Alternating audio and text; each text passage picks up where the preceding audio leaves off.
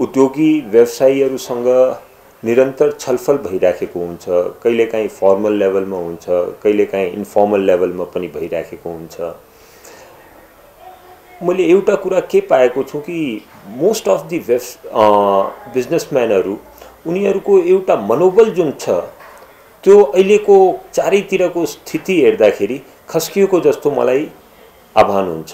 अरु फेरि के छ कि एउटा लगानी नयाँ लगानी गर्ने, एउटा नयाँ केही एन्टरप्राइज सुरु गर्ने त्यस्तो खालको पनि एउटा भावना मैले उनीहरुमा देखिराखेको छैन।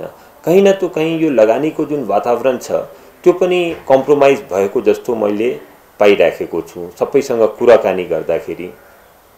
यसका धेरै कारणहरु त छ। अब यसमा के छ कि कोभिड को पनि एउटा ठूलो कारण छ। फेरि के छ कि उनीहरुले बैंकहरुबाट पैसा पाइराखेको छैन। दोस्रो के छ कि स्टकहरु पनि थुप्रिएको छ। एउटा कम मागको पनि मतलब खुम्चिँदै गएको छ हामीहरुको अर्थतन्त्रमा, त्यसको पनि स्थिति छ। अरु इन्ट्रेस्ट रेट पनि बढिराखेका छन्। यस्तो स्थिति हुँदा हुँदै पनि दुई तीनवटा कुरामा मैले ध्यान आकर्षण गराउन चाहन्छु जसले के छ कि व्यवसायीहरुको मनोबललाई ठूलो ह्याम्परिङ गरेको छ के। एउटा त के छ कि अहिले पेपरहरुमा पनि धेरै आइराखेको होला, धेरै व्यवसायीहरुको बारेमा पनि छपिराखेको छ। उनीहरुको केही पनि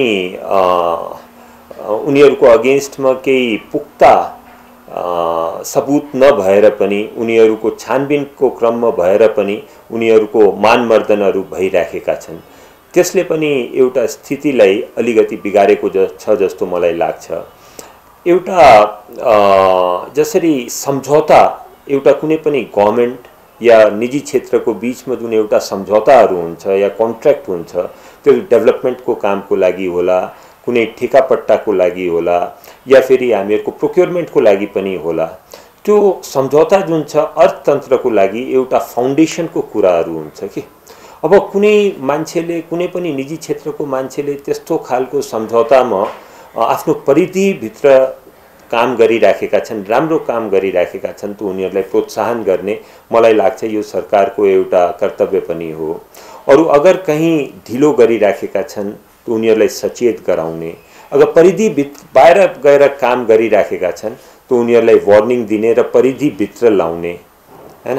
अब मतलब के छ कि त्योसँग सम्बन्धित कुनै सम्झौताहरुसँग सम्बन्धित केही विवाद छ तो त्यसको लागि हामीहरुको सरकारमै संयन्त्रहरु छ। अगर राजस्व चुहाटको कुरा छ तो त्यसको लागि राजस्व अनुसन्धान छ। अगर त्यसमा करप्सनको कुरा छ त्यसमा हामीहरुको अख्तियारको भूमिकाहरु हुन्छ। तर यो हुँदा हुँदै पनि हामीहरुको सम्झौताको माथि पनि हामीहरुको प्रश्न चिन्ह उठिराखेका छन्। अब जुन बेलामा गभर्नमेन्ट फेरिन्छ या कुनै कर्मचारी फेरिन्छ तो हामीले सम्झौताको जुन वैधानिकता छ त्यसलाई मान्नु पर्छ। तर त्यस्तो इश्यूजहरुमा पनि मैले देखिराखेको छु कि धेरै कुराहरु चारैतिरबाट आइराखेको हुनाले अरु यस्ता निजी क्षेत्रमा छानबिनको क्रममा पनि उनीहरुको मानमर्दनहरु भइराखेको छ। यसले मलाई लाग्छ कि लङ टर्मको इश्यूले मैले कुनै एकजना मान्छेको यहाँ कुरा गरिराखेको छैन। मैले ओभरअल बिजनेस कम्युनिटीको कुरा गरिराखेको छु, ओभरअल निजी क्षेत्रको कुरा गरिराखेको छु, आफ्नो सम्झौताको वैधानिकताको बारेमा मैले कुरा गरिराखेको छु। यो सबैमा प्रश्न उठ्दाखेरि हामीहरुको ओभरअल जुन बिजनेसम्यानको सेन्टिमेन्ट्स छ र उनीहरुको मनोबल छ त्यो घस्किन्छ। त्यसलाई के छ कि मान्छेको बीचमा जुन ट्रस्ट हुन्छ सरकारको बीचमा र निजी क्षेत्रको त्यसलाई हामीहरुको फरक पर्छ। तो एउटा राम्रो वातावरणको लागि, एउटा विश्वासको वातावरणको लागि मलाई लाग्छ कि मान्छे फेरेमा या कर्मचारी फेरेमा या सरकार फेरेमा त्यो कन्ट्र्याक्टलाई वैधानिकता दिने त्यो एउटा परिपाटी हामीहरुले सुरु गर्नुपर्छ जस्तो लाग्छ। छानबिनको क्रममा पनि जुन तरिकाले निजी क्षेत्रका उद्योगी व्यवसायीहरुको मानमर्दन हुने कुरा देखिराखेको छु त्यसलाई पनि हामीहरुले बचाउनु पर्छ। किनकि आर्थिक गतिविधिमा जुन मान्छेहरु लागेका छन् जसले के छ कि एउटा ठूलो रिस्क लिएर काम गरिराखेका छन् र एउटा कुनै नयाँ व्यवसायमा इन्भेस्टमेन्ट गर्नको लागि अगाडि आएका छन् उनीहरुलाई हामीहरुले सम्मान पनि गर्नुपर्छ। उनीहरुको उचित जुन उनीहरुले पाउनुपर्ने मतलब के छ कि एक त्यसलाई पनि हामीहरूले ध्यानमा दिएर अगाडि बढ्नुपर्छ।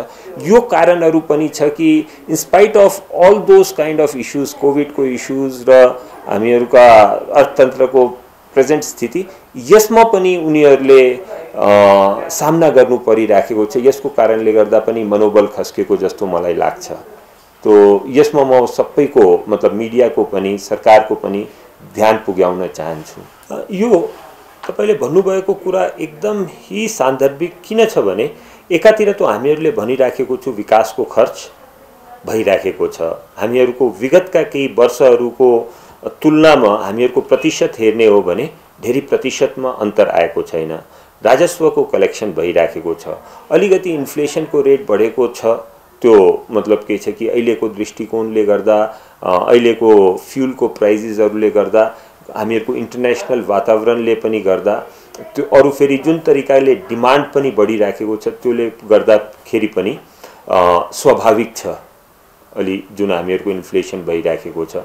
तर मोस्ट इम्पोर्टेन्ट कुरा मैले यहाँ के भन्न खोजेँ कि एकातिर त यो कुरा छ, तर अगर तपाईहरुले उद्योगी र व्यापारीसँग कुरा गर्ने हो भने डिमान्ड घटिराखेको छ इकोनोमीमा। ओभरअल डिमान्ड घटिराखेको छ। चाहे त्यो कुनै पनि मतलब नेसेसिटी प्रोडक्ट्स होस्, चाहे त्यो हामीहरूको विलासिताको प्रोडक्ट्सहरू होस् या हामीहरूको इन्टरमिडिएटरी प्रोडक्ट्स किन नहोस्, सबैको डिमान्ड विगतका 3 महिनादेखि यो सबैले फिल गरिराखेको छ कि त्यो डिमान्ड कम भइराखेको छ। पैसा पाएको छैन कसैले, ब्याज बढी तिरिराखेका छन्। केही न त केही हामीहरूको मिसम्याच भइराखेकोमा कुनै डाउट पनि छैन।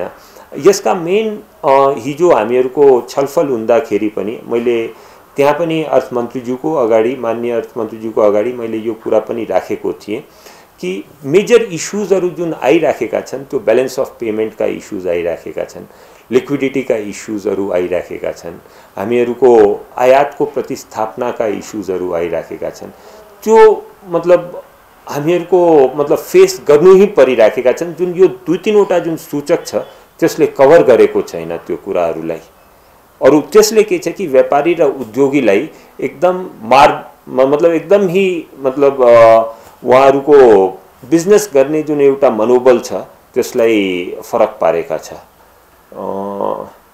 यो लास्ट इयरको जुन कोभिडको जुन कुरा गरिराख्नु भएका छन् र यो सालको जुन बजेटमा र मोनेटरी पोलिसीमा आएका कुराहरू गरिराख्नु भएका छन्, त्यसमा सर्टेनली जसरी रिफाइनेन्सिङको कुरा गरौँ, त्यसबाट सर्टेनली हामीहरूका धेरैवटा व्यापारीहरू यस्तो बेलामा उनीहरूले राहत पाएको पनि छन्।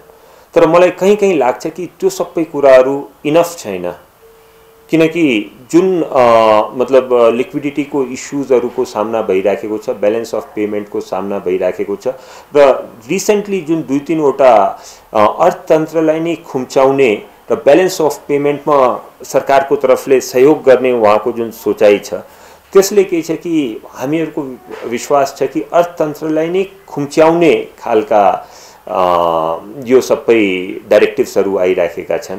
फेरि अर्को एउटा डाइरेक्टिभ जसको ड्राफ्ट आएको छ त्यो 20 त्यो वर्किङ क्यापिटललाई टर्नओभरको 20% मा सीमामा राख्ने भनेर जुन आएको छ त्यसले पनि एउटा ठुलो व्यापारीहरूमा शंका र उपशंकाको वातावरण जुन छ त्यो पैदा गरेको छ। हामीहरूको यसमा एउटा एकदम क्लियर सोचाइ के छ कि अगर हामीहरूले यो भावनाको साथमा काम गर्छौं, नेगेटिभ भावनाको साथमा काम गर्छौं कि भाइ कसरी हामीहरूले यो जुन प्रब्लमहरुको सल्युसनको लागि कसरी हामीहरूले आयात कम गर्ने या फेरि कसरी हामीहरूले अवेलेबल लोनलाई रेस्ट्रिक्ट गर्ने, त्यसले के छ कि अर्थतन्त्रलाई भविष्यमा गएर खुम्चाउँछ के। जबकि हामीहरूले यो नेगेटिभली नसोचेर हामीहरूले पोजिटिभली सोच्नुपर्ने बेला छ कि अर्थतन्त्रको आकारलाई हामीहरूले कसरी बढाउने, यो जुन प्रब्लमहरु लिक्विडिटीका आइराखेका छन्, ब्यालेन्स अफ पेमेन्टका आइराखेका छन्, त्यसको हामीहरूले कसरी समाधान गर्ने उतातिर हामीहरूले सोच्नुपर्ने जस्तो समय आएका छन्। अब यसैलाई नै हामीहरूले मतलब एउटा एक्सपेन्सनरी पोलिसीमा जानुपर्छ, हामीहरूले कन्ट्र्याक्सनको पोलिसीमा जानु हुँदैन जस्तो हामीहरूको सीएनआई को यो धारणा पनि छ। अब यसैको लागि हामीहरूले केही आफ्ना सुझावहरू पनि राखेका थिए। सुझावमा मेनली के छ कि जसरी ब्यालेन्स अफ पेमेन्टलाई ठिक गर्नको लागि एउटा त के छ कि जुन रेमिटेन्स आइराखेको छ, हामीहरूका जुन साथीहरू बाहिर नेपाल बाहिर गएर काम गरिराखेका छन् र उनीहरूले रेमिटेन्स पठाइराखेका छन्। अल्दो मान्छेहरू हामीहरूको बाहिर जाने मान्छेहरूको क्रम बढिराखेको छ, तर रेमिटेन्स हामीहरूको घटिराखेको छ। यसको लागि हामीहरूको सीएनआई को टिम बङ्गलादेशमा पनि गएका थिए र त्यहाँको पोलिसिजहरूको बारेमा कुरा गर्दाखेरि एउटा कुरा के पाएँ कि जुन अलिकति जुन बाहिर काम गरिराखेका छन् मान्छेहरू, उनीहरूलाई रेमिटेन्समा केही इन्सेन्टिभ दियो भने त्यो रेमिटेन्स बढ्दो रहेछ।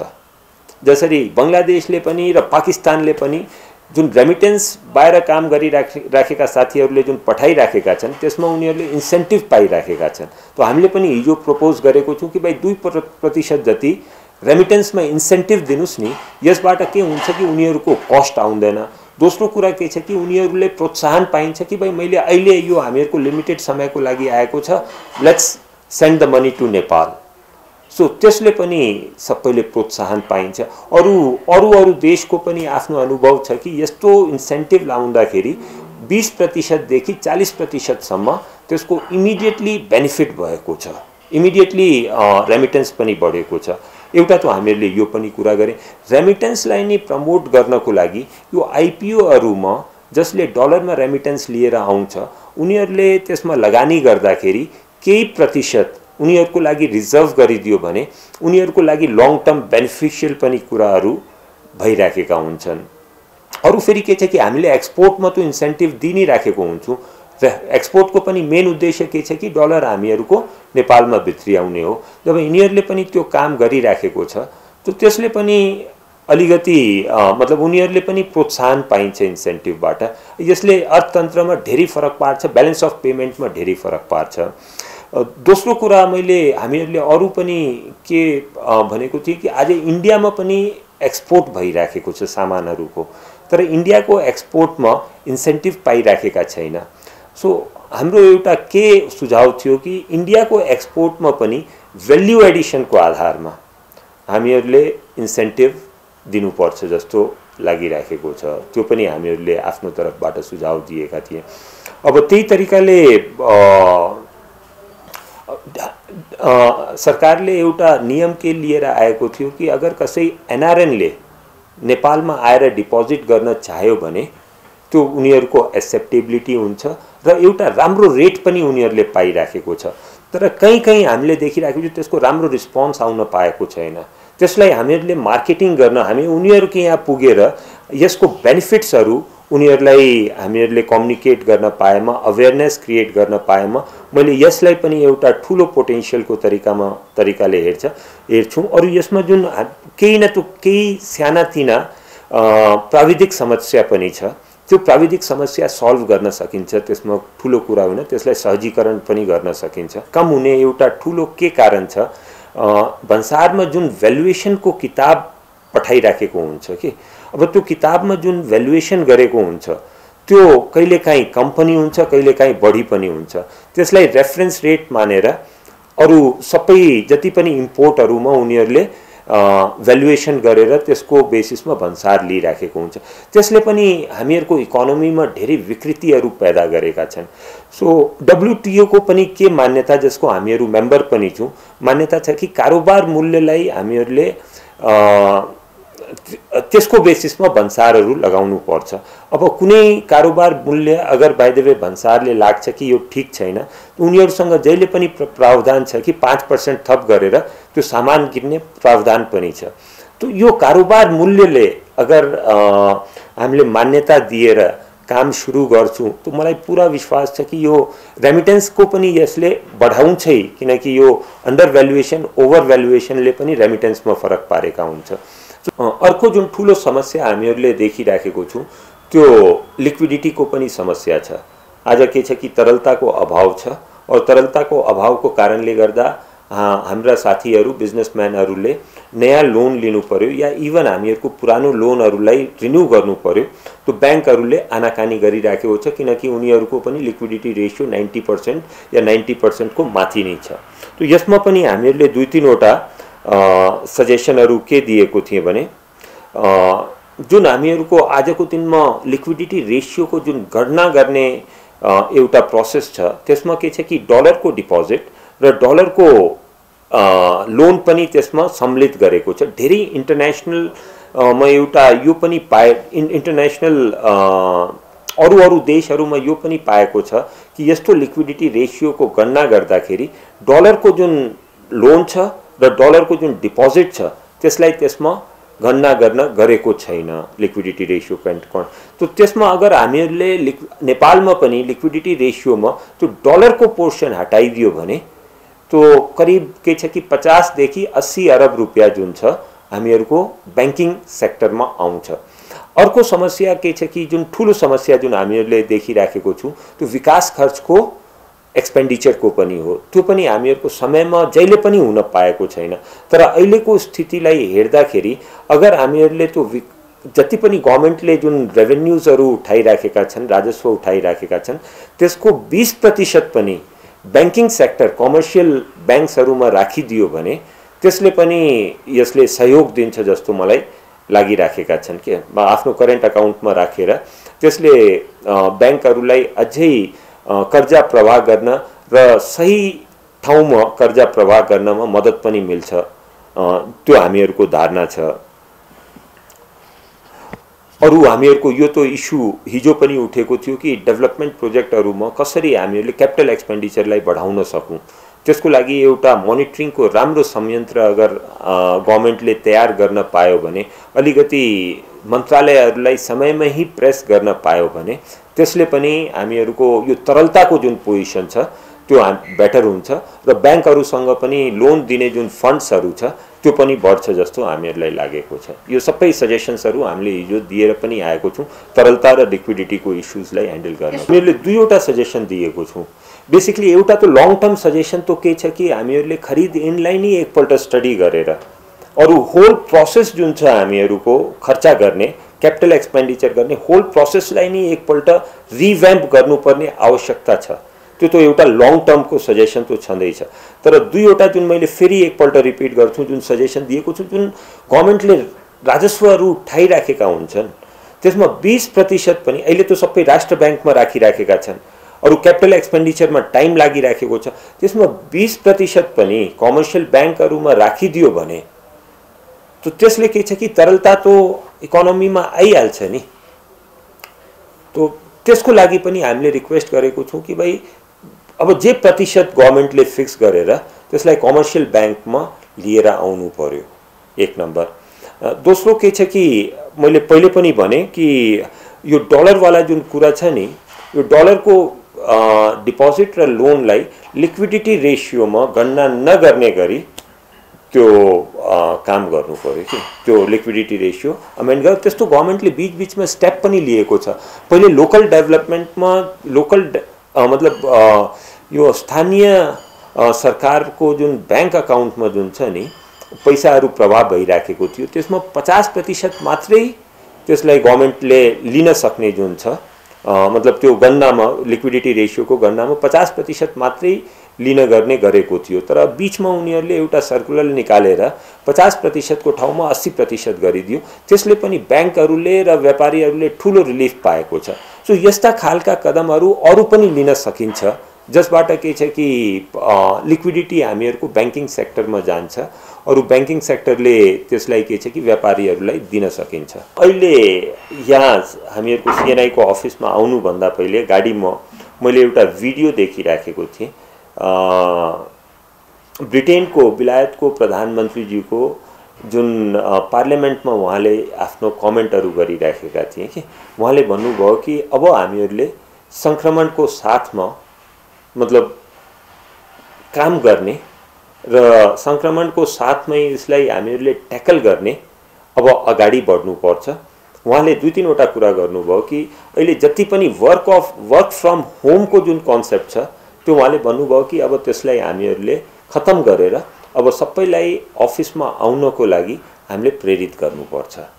मास्कको जुन एउटा मास्क एउटा यो एउटा सिम्बल पनि हो कि भाइ there is something wrong going on के तर सिम्पल प्रिकसनको मेजरहरू लिएर हरेक ठाउँमा अब काम अगाडि बढाउनु पर्छ। अरु मैले आज बिहान हामीहरूको वर्ल्डोमिटरमा देखेको थिएँ, युकेमा आजको हिजोको संक्रमण 2.5 लाख मान्छेहरूको छ। सो मैले यो भन्न खोजेँ कि ठुलो ठुलो इकोनोमीहरू पनि जुन छ 2.5 लाख संक्रमण हुँदाखेरि पनि उनीहरूले नर्मल काम गर्ने हिसाबले आफ्नो जीवन व्यापनको जुन एउटा नयाँ तरिकाको हिसाबले अगाडि बढ्ने प्रयास गरिराखेका छन्, कोशिश गरिराखेका छन्। एक नम्बर। दोस्रो के छ कि अहिलेको जुन मतलब संक्रमण छ त्यसमा मेरो आफ्नो मतलब धेरै हामीहरूको वरिपरिका साथीहरूलाई पनि भएका छन्। तर मैले दुईवटा कुरा पाएको छु। एउटा त के छ कि त्यो 6-7 दिनमा हामीहरूको त्यो मतलब पोजिटिभ मान्छेहरू निको भइराखेका छन्। दोस्रो कुरा के पाएको छु कि यो पर्टिकुलर भेरिएन्टको जुन सिभियरिटी छ त्यो सिभियरिटी त्यति छैन, हस्पिटलाइजेसन अहिले पनि भएको छैन। तपाईले हेरिराख्नु भएका छन्, जब 10, 11, 12 हजार हामीहरूको डेली यस्ता पोजिटिभ केसेसहरू आउँदा आउँदै पनि हामीहरूको हस्पिटलमा चाप बढेको छैन। हामीहरू जस्ता देशहरूमा जहाँ के छ कि अर्थतन्त्रले एकदम इम्पोर्टेन्ट रोल प्ले गरेको हुन्छ, जसमा के छ कि हामीहरूको जुन ग्याप जुन छ मतलब हामीहरूको रेजिलियन्सको जुन एउटा मतलब फेस गर्ने जुन ग्याप पनि कम छ, मतलब इकोनोमीलाई मतलब अर्थतन्त्रको दृष्टिकोणले हेर्दाखेरि त्यो मतलब के छ कि धेरै हामीहरूले एकदम रिजर्भ्सको तरिकाले त्यो काम गरिराखेको हुँदैन। सो त्यस्तो खालको इकोनोमीमा यो अझै सान्दर्भिक छ कि हामीहरूले अर्थतन्त्रलाई प्रिकसनहरू लियौँ, जुन प्रोटोकल छ त्यसलाई हामीहरूले फलो गरौँ। तर के छ कि अर्थतन्त्रलाई ह्याम्पर हुने कुरा या बन्द हुने कुरा या लकडाउन गर्ने कुरा त्यो सबैमा अहिले नजान्दा हुन्छ मलाई जस्तो लाग्छ। अरु त्यसैको लागि हामीहरूले जहिले पनि हरेक फोरममा पनि बोलिराखेको छु कि अर्थतन्त्रलाई ह्याम्पर नहुने गरी प्रिकसन लिएर हामीहरू अहिलेको स्थितिमा अगाडि बढ्नुपर्छ। सुझाव के दिन चाहन्छु आजको दिनमा कि एउटा त के छ कि आज सबभन्दा इम्पोर्टेन्ट कुरा आज अगर बाइ द वे इन्डस्ट्री मैले फेरि यसलाई एउटा बङ्गलादेशसँगै हामीहरू 1 महिना पहिले बङ्गलादेशको ट्रिपमा गएको थिएँ। बङ्गलादेशको ट्रिपमा जाँदाखेरि हामीहरूको डेलिगेसनै गएको थियो सिएनआईबाट। हामीहरूले त्यहाँका इन्डस्ट्रिजहरू पनि भिजिट गरे। इन्डस्ट्रिजहरू भिजिट गर्दाखेरि एउटा हामीहरूले टेक्सटाइलसँग सम्बन्धित इन्डस्ट्री भिजिट गरे, जुन एउटा ठुलो क्षेत्रमा करिब 250 देखि 300 एकरको एरियामा त्यो इन्डस्ट्रियल पार्क बनाएको थियो उनीहरूले। मैले वहाँ पाएँ कि भाइ विभिन्न देशहरूबाट उनीहरूले कपास इम्पोर्ट गर्न गरेको छ र प्लास्टिक ग्रेन्युल्स इम्पोर्ट गर्न गरेको छ। अरु त्यो कपास र प्लास्टिक ग्रेन्युल्सबाट उनीहरूले यो धागो बनाउँछ, धागोबाट उनीहरूले कपडा बनाउँछ, कपडालाई फेरि डाइङ गर्छ और डाइङ गरिसकेपछि गार्मेन्ट बनाएर उनीहरूले एक्सपोर्ट गरिराखेका हुन्छन्। तो यो सबै कुराहरू एकै छाताको मुनि भइराखेको छ। मैले पनि बडा आश्चर्य गरेँ कि भाइ यो सबै तपाईहरुले कसरी डेभलप गर्नु पाउनु भयो। उहाँहरूले मलाई बताउनु भयो कि यो सबै गर्नको लागि एउटा त के छ कि एससीजेड को अवधारणा उनीहरूले स्पेशल इकोनोमिक जोन को अवधारणा लिएर आएका छन्।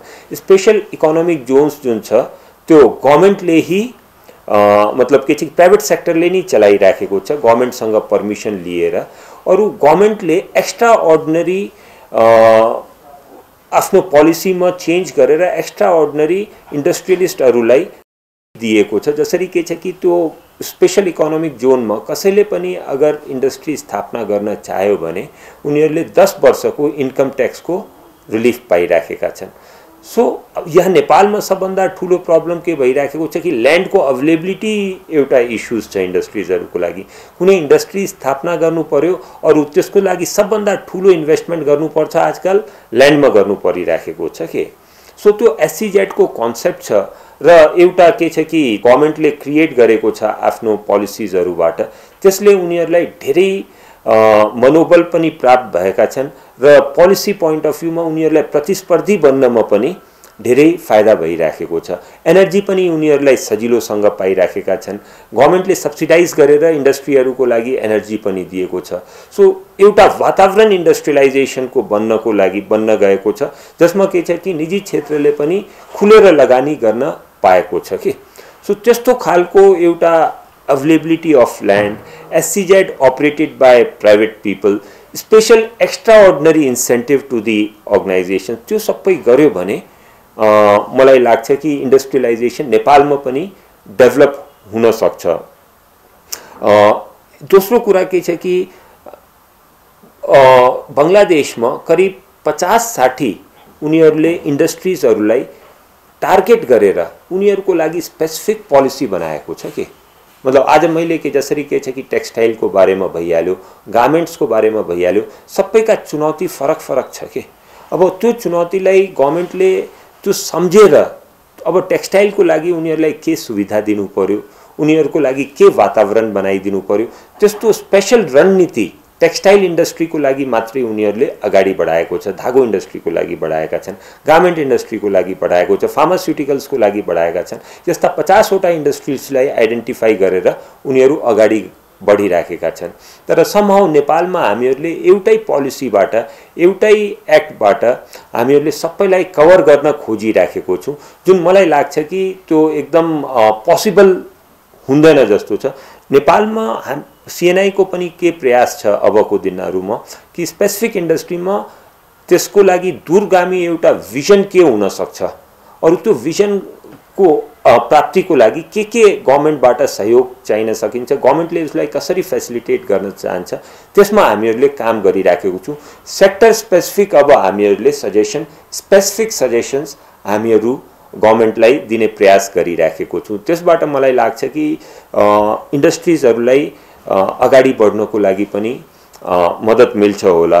एउटा अरु जुन इन्डस्ट्रिजहरूको लागि सबभन्दा ठूलो चुनौती हामीहरूको नेपालको पोरस बर्डर पनि हुन गएको छ कि अरु हामीहरूको एउटा व्याट प्रणाली, जसरी जति पनि व्याट लागिराखेका छन् 13% मा लागिराखेको छ। अब त्यो पनि हाम्रो के सुझाव छ कि त्यो मल्टी व्याट प्रणाली हुनु पर्यो।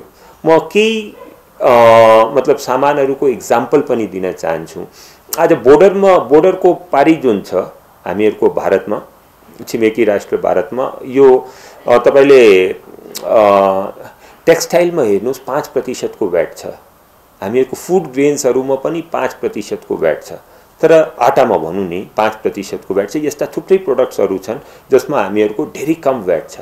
अब बोर्डरको यता आउन बित्तिकै हामीहरूको टेक्सटाइलहरुमा 13% को व्याट लागिराखेको छ। यस्ता फूड ग्रेन्सहरु पनि कस्ट हाई भइराखेका छन्।